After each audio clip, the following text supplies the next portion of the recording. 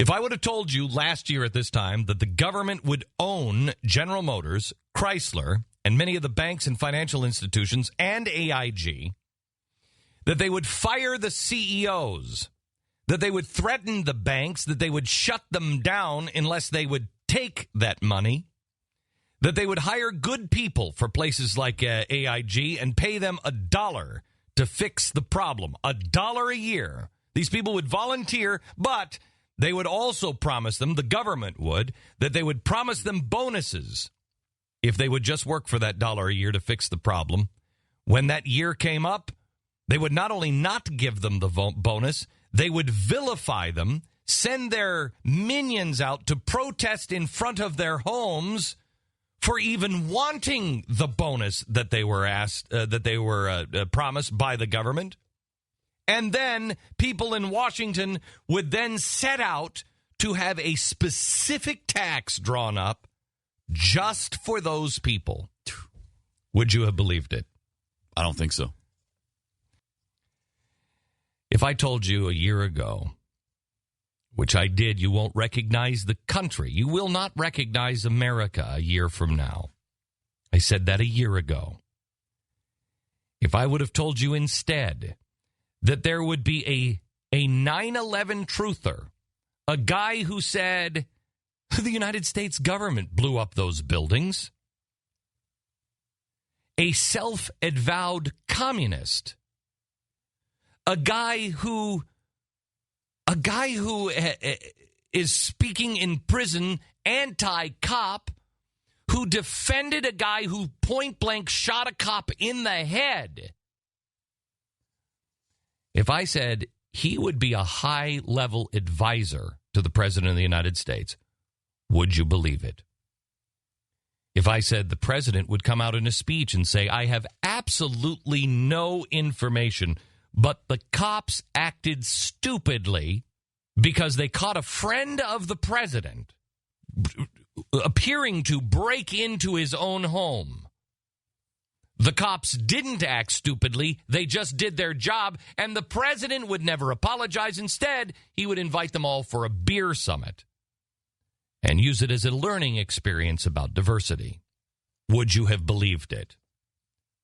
If I would have told you instead that the most frequent visitor of the White House over the Secretary of State and everybody else is a labor union president who has repeatedly said, workers of the world unite. That the president of the EU would say that 2009 was the year of establishing a global government through the EU, and that the climate change treaty would be the next step in one world government. That there would be a call for the end of the dollar as the world's reserve currency by several massive countries, and that the leader of Russia would hold up a coin in front of the cameras and say, here's a prototype of the new global currency. That in government-structured bailouts, bondholders would lose their legal status and their investments in favor of labor union payoffs, and the courts would say, yeah, okay. That you could lose your home and property through eminent domain, and eminent domain would expand in staggering ways. That California would decide to levy a 10% tax on its people and insist it's not a tax, it's just a forced loan.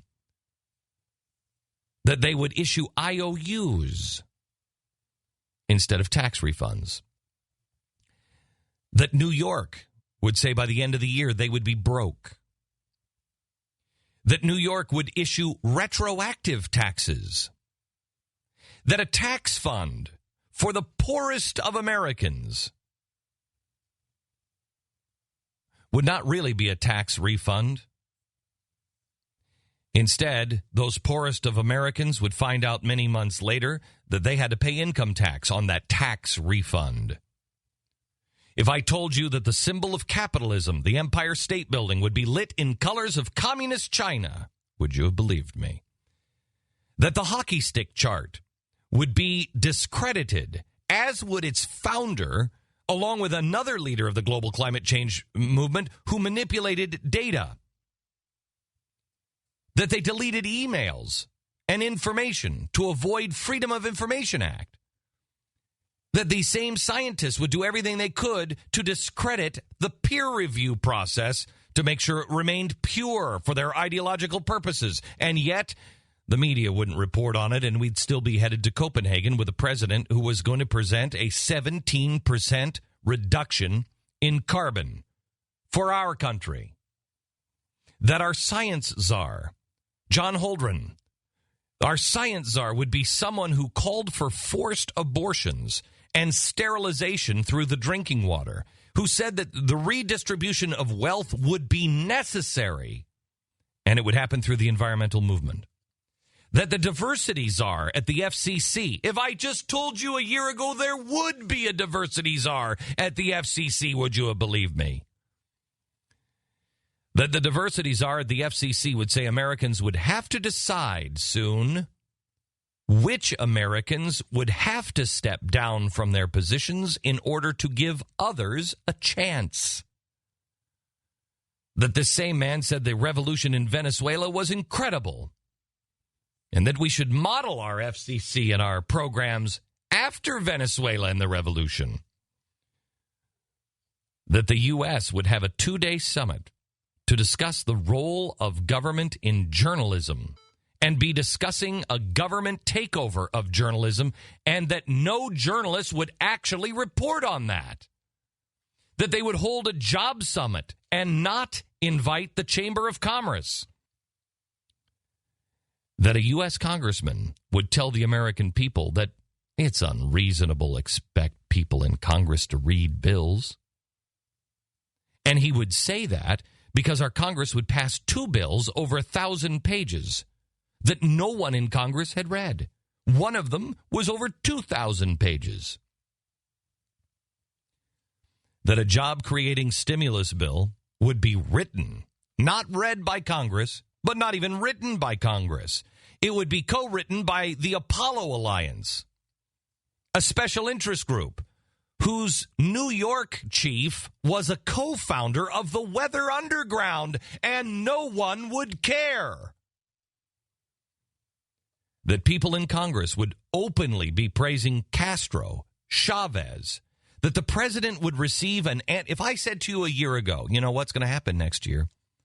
The president is going to receive an anti-American book and a photo op from Hugo Chavez. And then he would have a 1-hour private meeting with Vladimir Putin, where Vladimir Putin, quoting, would teach the president the history of the Cold War. That our president would give an iPod of his speeches to the Queen of England. That he would send the bust of Winston Churchill, which was a gift from the people of England.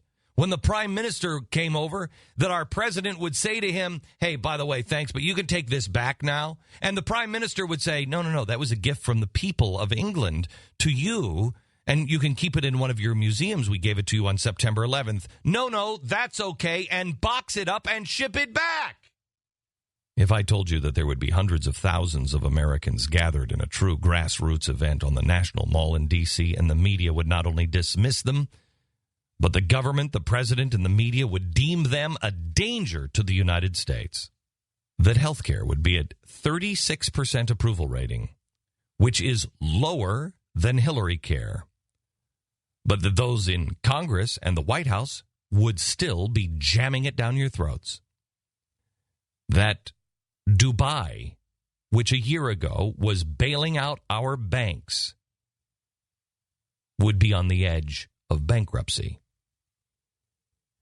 If I told you we're going to lose 4 million jobs, and the media will report that the White House has created or saved 1 million jobs, even though in their evidence, you have to find their evidence on a $20 million redesigned website,